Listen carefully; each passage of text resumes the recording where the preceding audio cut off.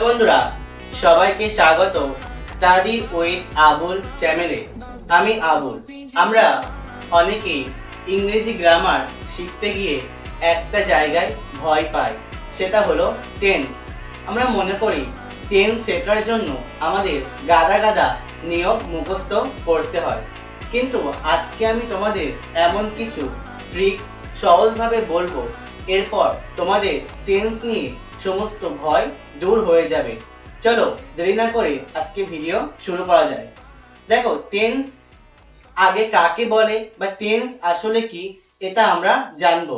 দেখো, টেন্স হলো ক্রিয়ার কাল বা সময়, অর্থাৎ কোনো কাজ কখন হচ্ছিল, হবে ইত্যাদি বোঝানোই হলো টেন্সের মূলত কাজ।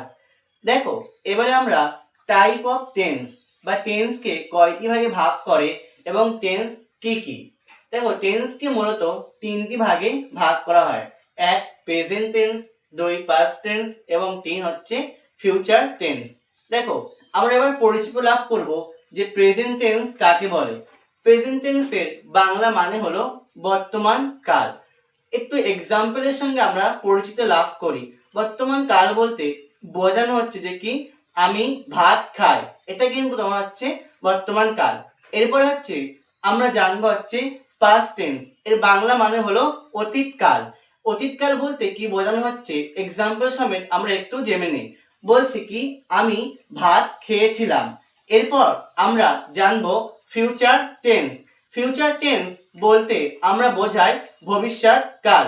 ভবিষ্যৎ কাল বলতে কি বোঝায়, যে আমি ভাত খাবো, আমি ভাত খাবো।